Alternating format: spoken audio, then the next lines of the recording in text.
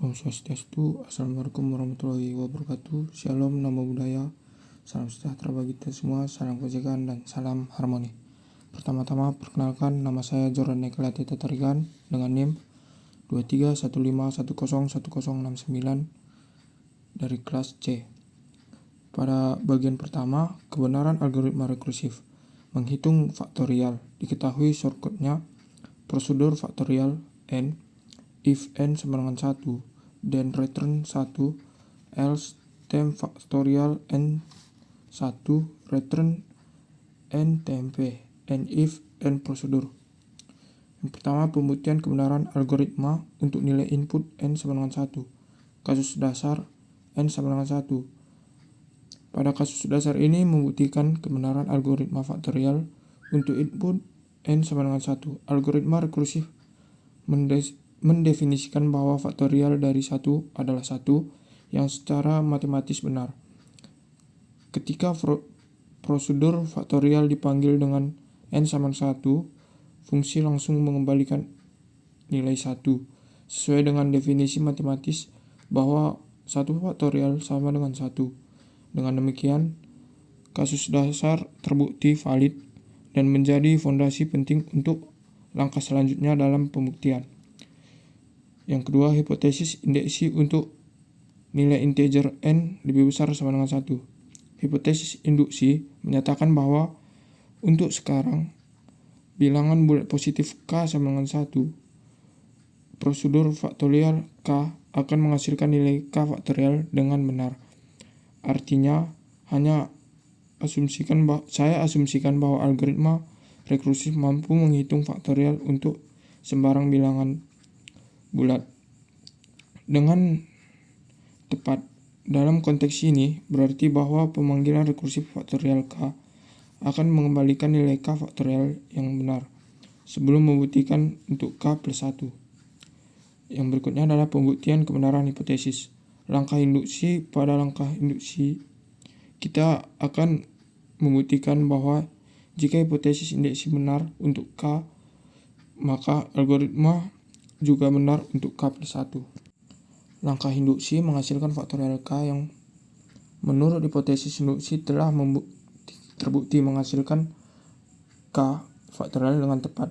Selanjutnya kita mengetahui bahwa faktorial k plus 1 akan menghasilkan k plus 1 faktorial. Proses penghitungan dimulai dengan pengambilan rekursif faktorial k yang menurut hipotesis induksi menghasilkan k faktorial.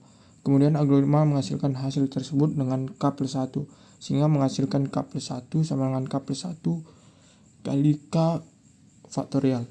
Dengan cara ini membuktikan bahwa algoritma rekursif tidak hanya benar untuk kasus dasar, tetapi juga berlaku untuk setiap bilangan bulat positif berikutnya. Imprestasi permasalahan. Imprestasi teknik pembuktian pada soal faktorial ini menunjukkan bahwa algoritma rekursif dapat dibuktikan kebenarannya secara sistematis menggunakan induksi matematika.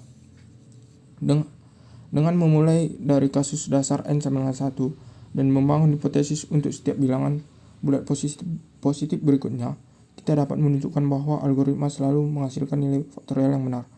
Metode ini menghasilkan bagaimana pemanggilan hasilnya dan dapat menghasilkan situasi yang benar untuk menghitung faktorial serta memberikan keyakinan sistematis bahwa algoritma akan berfungsi untuk sembarang bilangan bulat positif. Bagian 2, kompleksitas waktu algoritma rekursif. Recursive powering. Diketahui shortcutnya sebagai berikut. Yang pertama adalah rumusan formula rekursif dari Fn dengan memperhitungkan hal-hal berikut.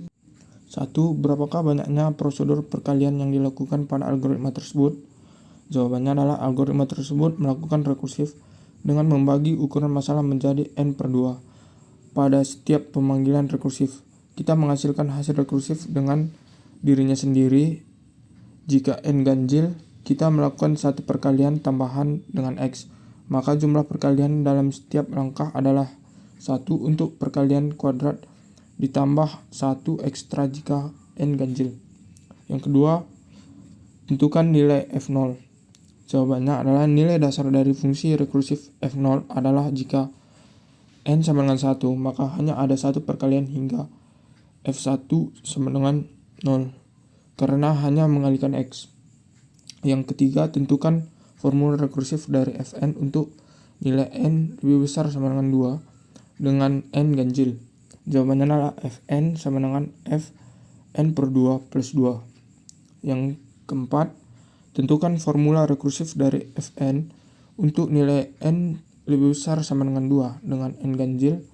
Jawabannya adalah Fn sama dengan Fn per 2 plus 1. Yang kelima, tentukan fungsi aproksimasi yang sesuai. Sebelumnya kita telah mendapatkan dua bentuk rekursif dari fungsi kompleksitas waktu Fn di atas. Maka untuk menyederhanakannya, aproksimasi dengan asumsi bahwa selisih antara dua bentuk tersebut tidak signifikan dalam analisis asimptotik.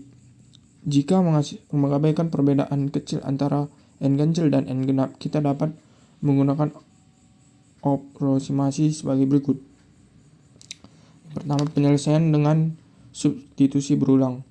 Pertama, dimulai dari bentuk rekursif Fn sama dengan Fn per 2 tambah 0 dan kurung 1. Yang kedua, dengan menggantikan Fn per 2.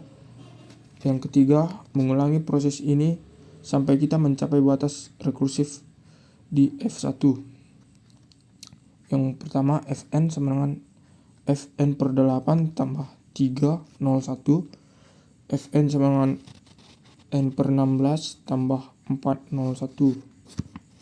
4. Secara umum, jika melanjutkan hingga k langkah, maka Fn sama dengan Fn per 2 pangkat k tambah k0, 1, di mana k adalah jumlah langkah yang dibutuhkan hingga ukuran input menjadi 1. Yang kelima, karena kita ingin mencapai n sama dengan 2, maka k memenuhi n per 2 pangkat k sama dengan 1 menjadi k sama dengan log 2n. 6. Maka kita akan peroleh Fn sama dengan 0 log n. Perbedaan dengan strategi brute force. Brute force powering. Jadi metode brute force ini menggunakan pendekatan perulangan langsung dengan menggunakan perkalian sebanyak n1 kali. Contoh surkot algoritma brute force iteratif. df brute force power xn result sama dengan 1 for i in range n result bintang sama dengan x return result. Pada algoritma tersebut, kita memulai dari 1, melakukan perkalian sebanyak n1 kali, kompleksitas waktunya adalah 0n. Recursive powering berbeda dengan metode brute force. Algoritma rekursif membagi setengah setiap masalah. 1. Jika n adalah bilangan genap, maka xn sama dengan xn per 2 kuadrat. Jika n adalah bilangan ganjil, maka x sama dengan xn pangkat 2 kali x. Karena ukuran masalah dibagi 2 setiap langkah, maka jumlah langkahnya hanya sekitar log n, sehingga kompleksitas A adalah 0 log n. Kesimpulan perbandingan metode yang pertama itu brute force, jumlah perkaliannya 0n, kapasitas waktunya 0n. Recursive powering 0 log n, kapasitas waktunya 0 log n.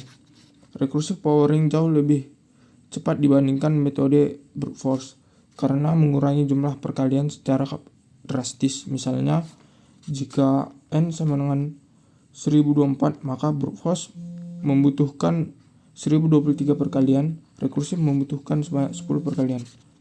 Ini adalah salah satu contoh bagian pendekatan rekursif dan metode divide and conquer dapat mempercepat perhitungan secara signifikan. Sekian dari saya ucapkan terima kasih.